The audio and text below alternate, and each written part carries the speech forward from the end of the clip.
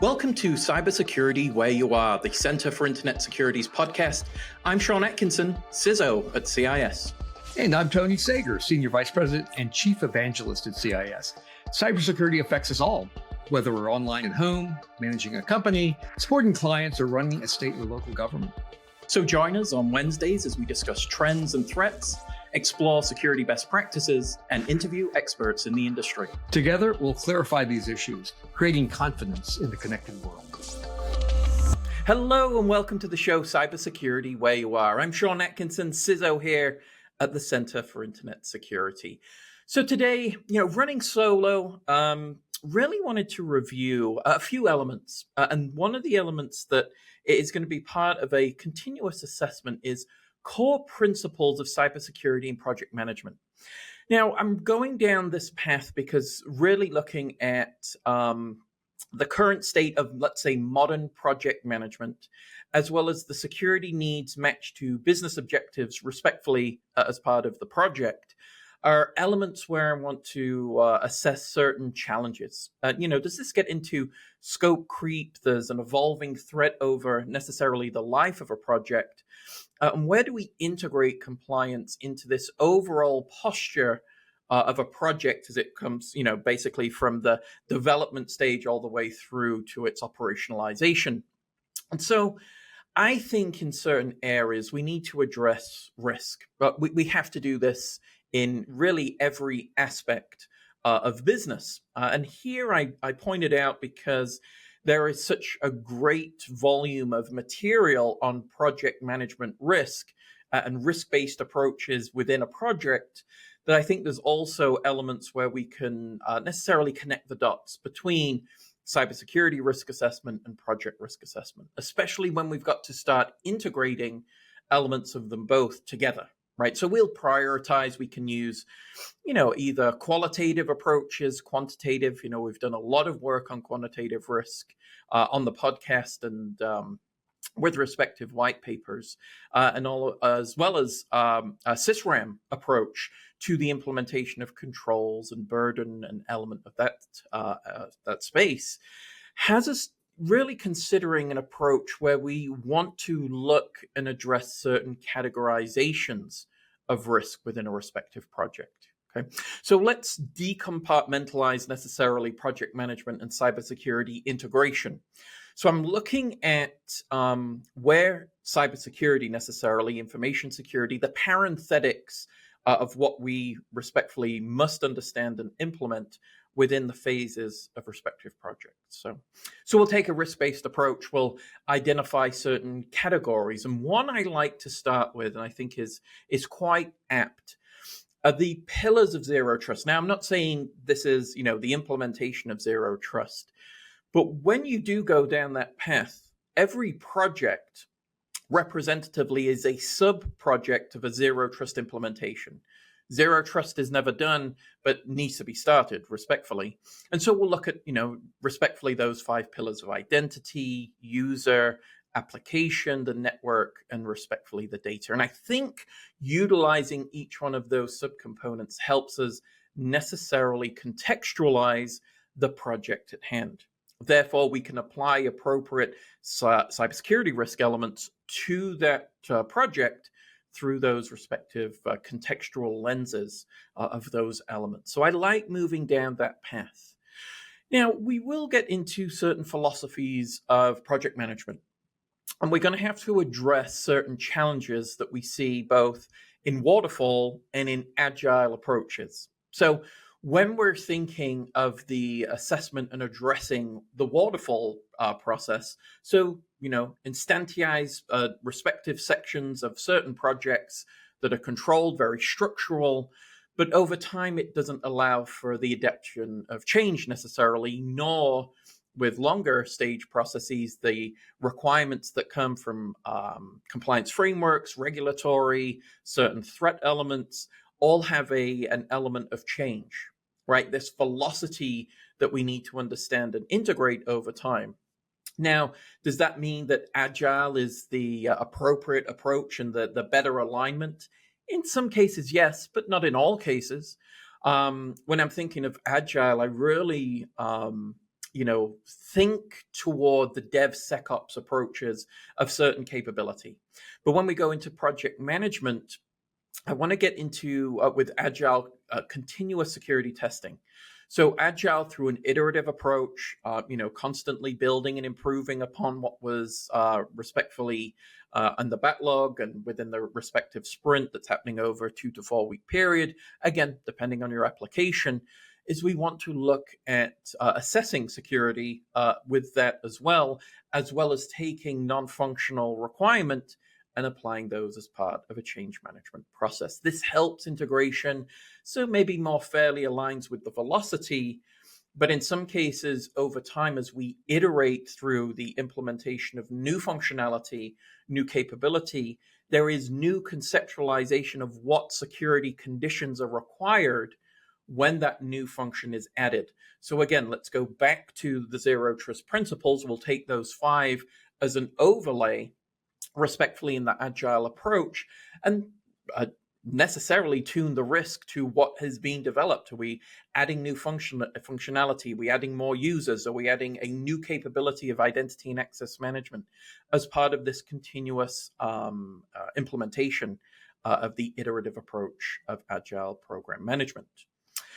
We also have to respect, whenever we talk project management, there's 2 principles that at least I've learned through the Project Management Institute and the work that I've done, is it's all about communication, and you don't forget your stakeholders, respectfully. No matter the project, there's always stakeholders. There's always a need to get feedback into that respective program. Now, I look at multiple stakeholders, both on internal projects and those outwardly facing, with respect to products and services we provide. Got to understand both our compliance requirement, the underlying infrastructure, executive, project owners, program owners, and then our external stakeholders, obviously, as consumers of the respective service. There has to be an engagement, but also a collection and management of that information. As part of that, too, again, I did mention compliance. Got to have our GRC folks as part of this approach so that they understand necessarily the condition of their respective project and program, as well as its development over time. Now, whether that's Waterfall, whether it's Agile, or any, with the parenthetics underneath the Agile banner, it's still required for us to be part of those programs and not necessarily, and we hear it so many times, right? It's either we're going to cut testing time to make up for issues in terms of scheduling and estimation that we had earlier in the project or program, or it's we're going to bring in security late to the game, and necessarily we can't have an influence over necessarily those 5 pillars or really the risk assessment of the underlying project itself. So these are concepts that I'm, want to bring to the table. Again, I don't think I'm saying anything new. Maybe just aligning a couple points together that we may not have thought before, or that we just need to rememorialize necessarily in our understanding of application of cybersecurity to project management. So let's get into some of the common challenges that we have, and scope creep becomes one where necessarily we have a dynamicism with respect to cybersecurity. But ultimately, we're trying to react to current threat while also trying to maintain a status quo with necessarily project evolution, especially in an iterative approach. So it gives us an opportunity to, one, understand both scope creep, making sure that we have a contextual lens focused on respectfully the project, but also the changing threat environment. We can't forget that that has to be, in some cases, a stakeholder to what we're trying to do as an organization. So that project necessarily has the threat environment to be aware of as part of this element of non-functional requirement collection, gathering, and disposition, to where I think one of the areas, and again, a challenge that I'm going to say, and I just mentioned, project management is all about communication. The form of that communication is so important. I think there is, and we've talked about this before on the podcast, but there is a difference between cybersecurity professional to cybersecurity professional communication, as well as cybersecurity to executive. There is also a differential between cybersecurity comms and project management. Has to be put in a way that can be consumed as either a user story or put as part of something that is tangible with respect to the program or the project itself. That has to be communicated in such a way that can be consumed and again memorialized as part of the project management program. We come into other elements of change, right? Our regulatory and compliance, in a lot of cases, these are not based on velocity. It's based on awareness that we now, as let's say we're utilizing data from a respective country, there could be conditions on its use. And as we integrate that as part of iterative deployment across the globe in terms of a project, program, or service, we have to be aware of how that respective compliance is needed to be enforced as part of the deployment of our program. That could have massive connotation in terms of the way we're controlling, managing, and storing respectfully that data, and how we necessarily inform our stakeholders in this space, external stakeholders, on how we're utilizing that data, right? Privacy policies, privacy notices, etc., all aligning to certain regulatory control. Now, the reason I say the velocity is not necessarily at a pace that you would see in our threat environment is we see awareness over time, right? There's implementations of certain regulatory control that happen years and, go into effect with, you've got years to prepare. And usually you'll see with either NIST standards or ISO 27001 as a security ISMS capability, changes in that space are not every year. They happen, over a period of, 5 to 6 years. Maybe that velocity will increase just based on our environment changing so much. But that's the kind of cadence that we see because they have to go through necessarily their reviews internally, externally, peer review, making sure that everything aligns to a community and a consensus-based approach, which is great.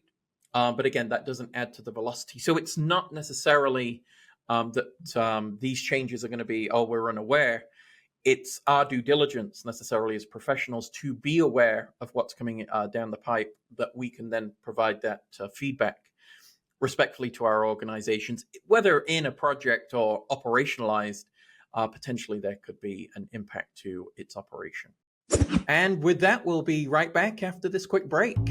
Don't know how to meet the standard of reasonable cybersecurity? Well, you won't get there by putting a fancy lock on the server room door. Right, Sean. CIS Secure Suite comes with integrated tools and resources for implementing a reasonable cyber defense program. Now, let's not forget about testing. You can also use a CIS Secure Suite membership to evaluate the reasonableness of your cyber defenses using risk quantification. And this will help you to comply with U.S. and state data privacy laws and show you've implemented the necessary security measures to avoid liability in the event of a data breach.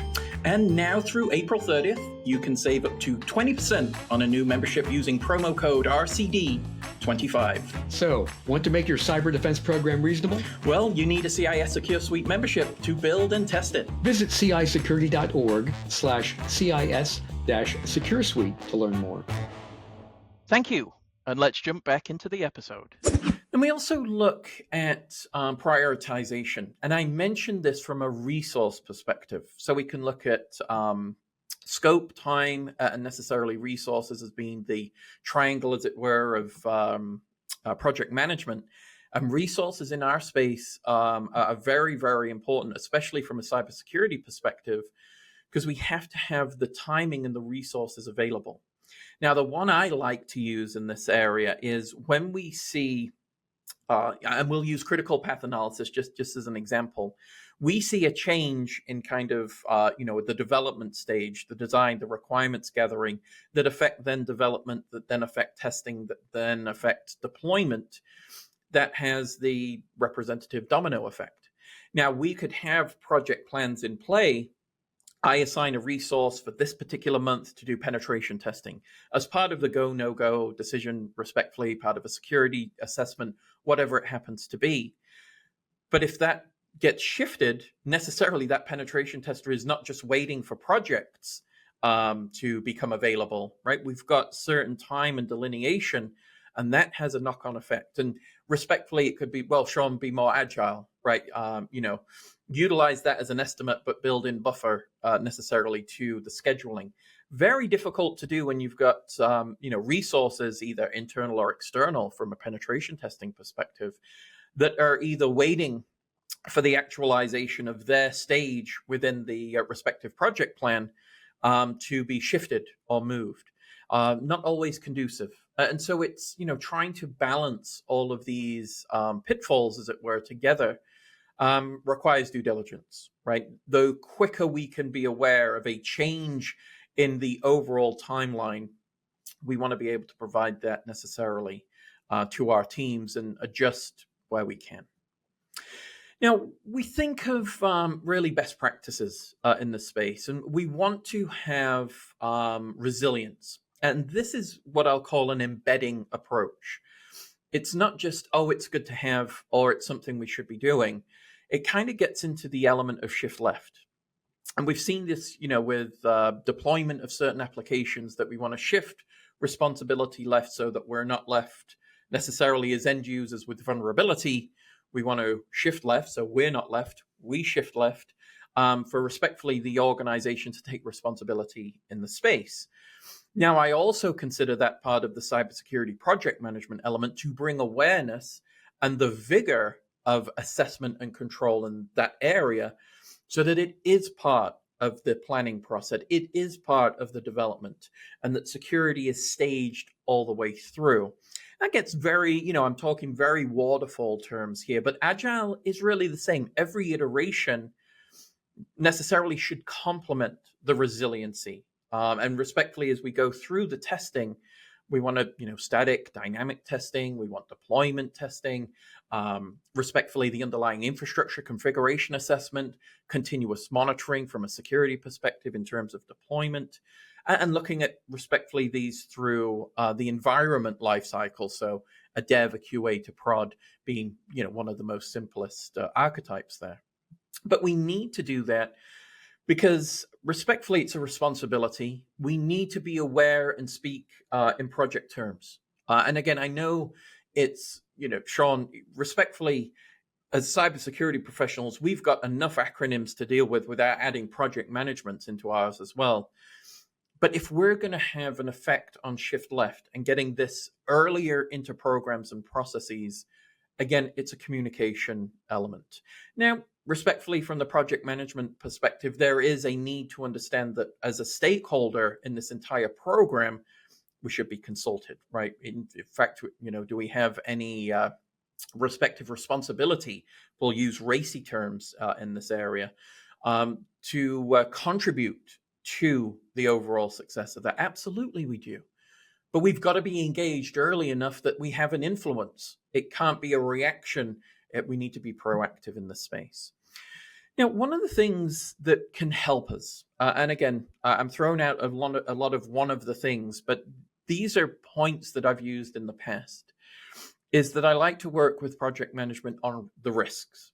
Now, not just cybersecurity risk, but entire project risk. Again, Sean, we've got enough risks to deal with in cybersecurity. I don't want to add, business processes and things to that. But respectfully, from a cybersecurity perspective, we should understand those. We should have enough of, let's say, an ability to address those certain risks, maybe not at an expert level, but addressing those, because respectfully, as our implementation of a new capability, whether internally or externally, is going to be operationalized at some point with this project. Right? That needs to be brought into our business impact analysis, disaster recovery, all of these other tenets of cybersecurity. So why not get into necessarily this early so that we know the effect it's going to have on our policies, our program, our underlying procedure, criticality analysis, all of these things. So doing that, I find, and having that high-level holistic risk approach helps understand and be able to discuss certain capabilities, certain actions we need to take earlier in the project. Now, we'll move on to another element as well. And I've mentioned continuous monitoring, but I love a metric. I'm data-driven. We all should be. And I want to have elements of reporting in this space. Now, want to look at how are we going to measure success in this area. Now, I could say through a DevSecOps process is reduce vulnerability. Time to detect a vulnerability, and that is in a respective, and I'll call the infinity loop. If you've ever seen the DevOps respective diagrams, that usually represented as a kind of an infinity symbol. I call it the infinity loop. So we add security to that as well. That's good. We need to be tracking certain elements of both the development and operationalization of both the code and the underlying infrastructure, again, depending on the context of the respective project. And we want to assess over time how is our influence or adding the sec to DevSecOps having a positive return on investment.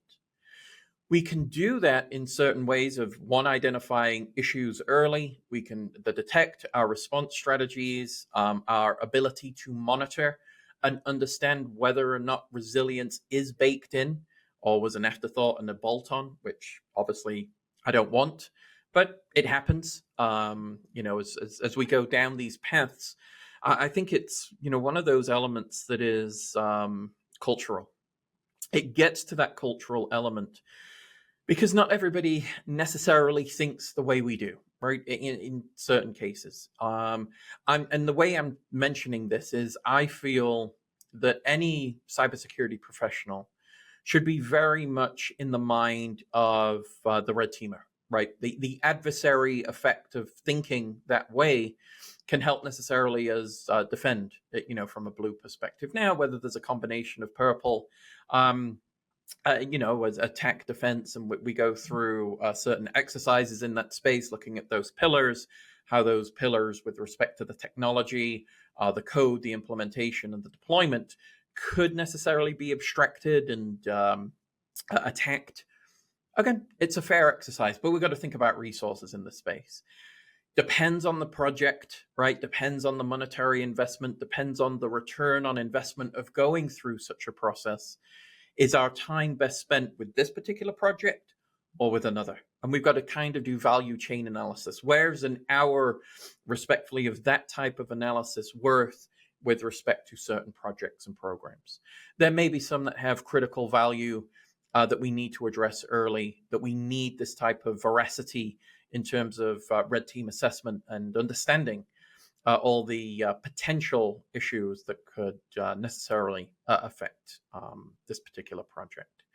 So I use those. I know these are terms that we may be throwing around, but really getting and building this into a cultural approach to identify resilience early, understand holistic risk of respective projects, bringing in that business risk from when this is operationalized and moving that earlier in the program, I think pays dividends. In my perspective, and obviously I'm going to be a little biased because obviously I want to integrate cybersecurity everywhere. It's part of what I do, is that we can necessarily build these wins.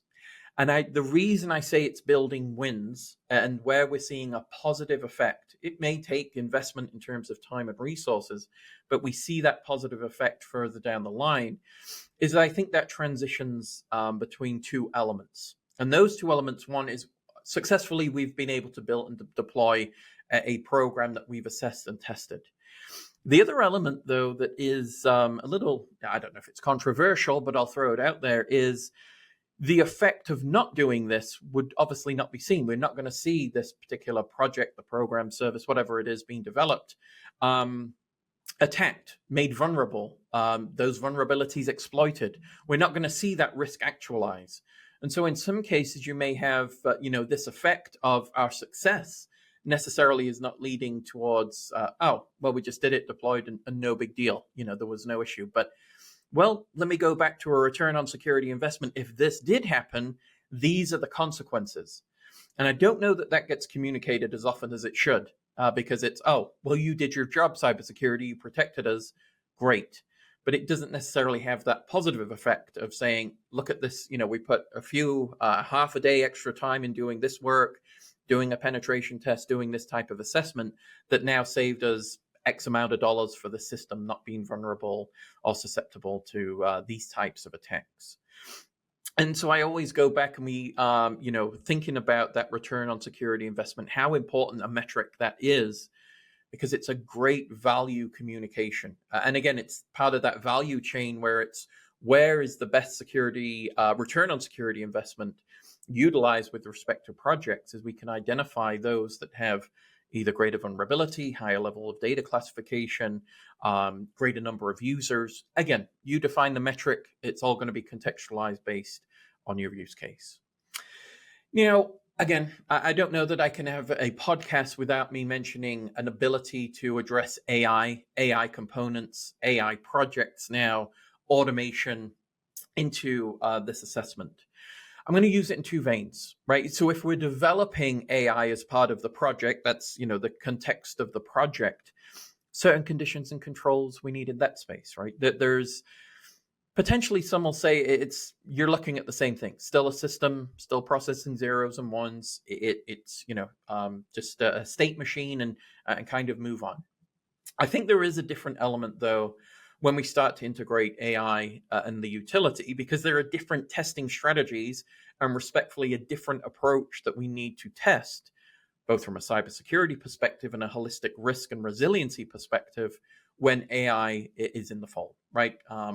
Decision-making, traceability of those decisions, transparency in those decisions, logging those decisions are all elements now that respectfully have to be addressed and part of the program.